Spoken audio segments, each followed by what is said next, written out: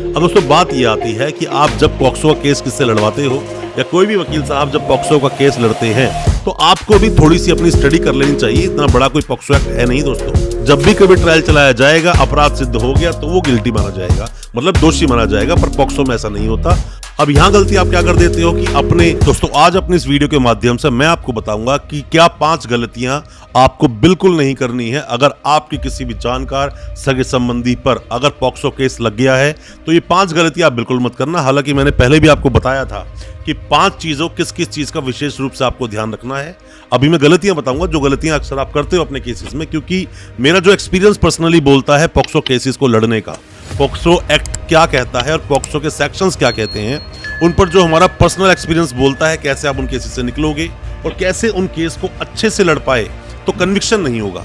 वरना conviction rate बहुत ज्यादा हाई है पॉक्सो में। पॉक्सो कोई भी अगर आपके ऊपर सेक्शन में अगर एफआईआर दर्ज हो गई तो जेल तो पक्की है दोस्तों। और कितने टाइम तक आप जेल में रहोगे, सालों साल जेल में रहना पड़ सकता है और साथ में कन्विक्शन भी हो सकता है।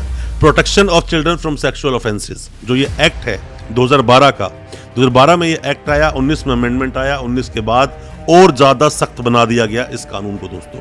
तो इस चीज में मैंने अक्सर देखा है कि लोग क्या करते हैं कि बेल के पीछे लगे होते हैं कि हमें बेल चाहिए, जल्द से बाहर निकलना है। दोस्तों पेन किलर की तरह काम करेगी एक ये बेल, खास करके पॉक्सो केस में ऐसे आपके लिए, क्योंकि आपकी बेल हो जाएगी, बाद में आप जेल चले जाओगे, बाद में कन्विक्शन हो जाएगा और आपको सजा मिल जाएगी। तो आपने अगर अपने ट्रायल को ढंग से नहीं चलाया, फंसोगे, प्रॉब्लम होगी, लंबे वक्त तक सजा काटनी होगी। तो क्या क्या प्रिकॉशंस आप लेंगे ताकि सजा से आप बच जाएं। ज्यादा कुछ जानने के लिए पॉक्सो केस के बारे में क्या आपको प्रिकॉशंस लेनी है, सावधानियां रखनी है, ज्यादा कुछ जानने के लिए दोस्तों बने रहिए हमारे इस वीडियो के साथ। दोस्तों पॉक्सो एक्ट लाया गया कि छोटे बच्चे होते हैं जिनकी उम्र 18 साल से कम है, मतलब जो भी कोई 18 साल से कम है वो सभी लोग माइनर कैटेगरी में आ जाते हैं। पर बात क्या है कि यहाँ पर भी कैटेगरीज बांटी गई। कैसे बांटी गई? 0 से 12, 12 से 16 और 16 से 18।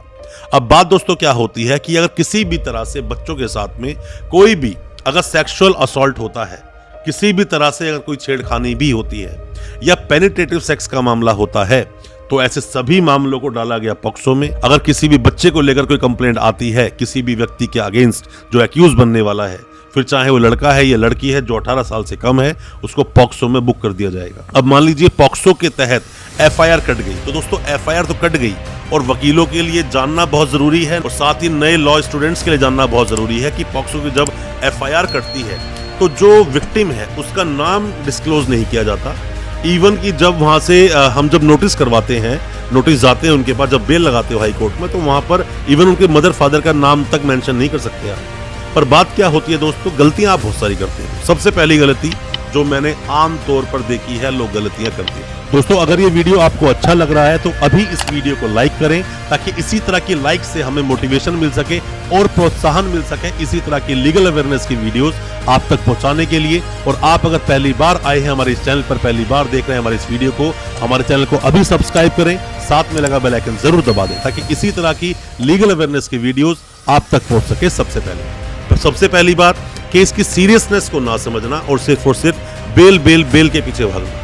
सेशंस कोर्ट में लगाना, हाई कोर्ट में लगाना, चार्जशीट आई, बेल नहीं हुई, फिर दोबारा सेशंस कोर्ट में लगाना, फिर हाई कोर्ट में जाना, फिर से आपकी बेल नहीं हुई, वकीलों को चेंज करना और फिर भी आपको ठीक से वकील ना मिलना जो पॉक्सो के बारे में अच्छी खासी नॉलेज रखते हो, जिन्होंने पहले पॉक्सो केस लड़े हैं। अब दोस्तों बात ये आती है कि आप जब पॉक्सो का केस किससे लड़वाते हो या कोई भी वकील साहब जब पॉक्सो का केस लड़ते हैं तो आपको भी थोड़ी सी अपनी स्टडी कर लेनी चाहिए। इतना बड़ा कोई पॉक्सो एक्ट है नहीं दोस्तों। बेल नहीं करना है, आपको ट्रायल पर विशेष रूप से ध्यान देना है।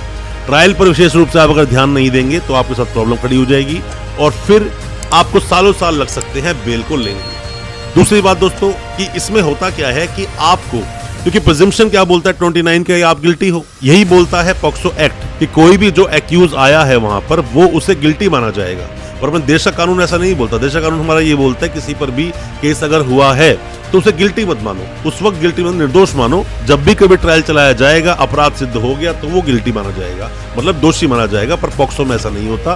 पॉक्सो की प्रिजम्पशन थोड़ा अलग बोलती है। और अब यहाँ गलती आप क्या कर देते हो कि अपने फेवर में जो आपको एविडेंसेस लगाने हैं वो एविडेंसेस आप लगाते ही नहीं हो और एविडेंसेस ना लगाने की वजह से बाद में कन्विक्शन होता है, क्योंकि आप जब क्रॉस होता है तो उसमें सही से तोड़ नहीं पाते हो विक्टिम को, या फिर जो भी कोई सपोर्टिंग जो भी कोई एविडेंसेस थे आपके अगेंस्ट वहां पर आप ध्यान ही नहीं देते हो। चलो ये बात भी होगी। दूसरा पॉइंट, तीसरे पॉइंट, एक बहुत बड़ी जो गलती आप करते हो, जब आपने एफआईआर को पढ़ी तो एफआईआर में बहुत सारी कमियां हो सकती हैं, गलतियां हो सकती हैं। आप उस पर उसी वक्त कोई भी ऑब्जेक्शन या फिर देखा जाए तो कॉन्ट्रडिक्शन क्रिएट करते नहीं हो, या फिर आप ये मान लीजिए कि क्वेश्चन के लिए ऐसा कहां लिखा है कि क्वेश्चन नहीं हो सकती, ऐसा कभी नहीं होता। अगर हो सके उसके अंदर अगर ऐसे कुछ पॉइंट्स हैं जिसके आधार पर आप क्वेश्चन करा सकते हो। मान लीजिए जिस वक्त की घटना दी गई, मान लो दिल्ली में कोई अपराध हुआ, उस वक्त दिल्ली में आप थे ही नहीं उस महीने में, यह भी पॉइंट हो सकता है। या जिस बच्चे ने कंप्लेंट दी वो बच्चा कंप्लेंट देने गया ही नहीं, उसके फादर गए हैं, और जो बोलना चाहता था वो बच्चा, वो बोलना कुछ और, फादर ने कुछ और लिखवा दिया, वहां भी एक ऑप्शन उठा सकते हो।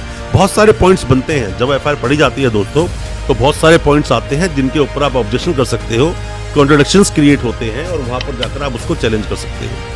उससे अगली गलती आप क्या करते हो कि आप उसके अंदर जब चार्जेस फ्रेम होते हैं तो चार्जेस सिर्फ और सिर्फ कंसील करा लेते हो, उस पर बहस नहीं करते हैं बहुत सारे वकील साहब, या फिर आप भी नहीं बोलते बहस करने के लिए, क्योंकि आप लगे होते हो बेल के लिए।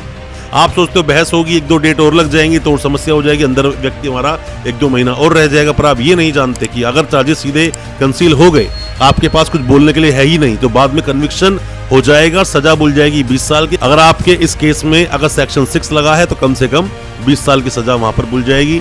आप इसका ध्यान बिल्कुल देते नहीं। और भी जो गलती होती है कि जब भी कोई व्यक्ति, और प्रिकॉशन जो लेनी आपको चाहिए, जब भी कोई व्यक्ति, कोई भी एक्यूज जिस पर पॉक्सो केस लगा, वो जब जेल जाता है, वो कोई व्यक्ति तो जेल जाता है, बेल होती है, वापस आता है, तो आने के बाद वो अपने केस पर ध्यान नहीं देता, वो बस पर डेट वाइज वकील साहब को कर लेता है, जाता है आता है, बस केस को चलने देता है, केस पर ध्यान देता नहीं है, जो कि बहुत ज्यादा आपके लिए प्रॉब्लम क्रिएट कर सकता है।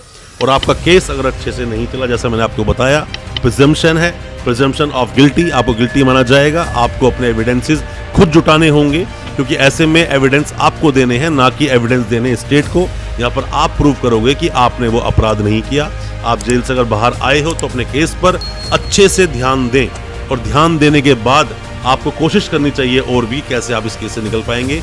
मेरी एडवाइस दोस्तों आप सभी को ये है कि पॉक्सो केस को हल्के में तो आप बिल्कुल ना लें, वरना आपके साथ बहुत बड़ी समस्या खड़ी हो सकती है। एक और गलतियां जो आप सभी लोग दोस्तों करते हैं, 5वीं गलती मैं आपको बताना चाहूंगा कि कॉमन गलती है, कॉमन गलती है जो अक्सर देखने को मिलती है। अंदर जब कोई व्यक्ति जाता है, कोई भी अरेस्ट है, वो जेल में गया, तो अंदर जो लोग बैठे हैं वो अधूरा ज्ञान देते हैं आपको, अधूरा ज्ञान देते हैं। उस अधूरे ज्ञान से आप अपने वकील साहब से बहस करते हो, जबकि उसके फैक्ट्स को समझने की कोशिश नहीं करते।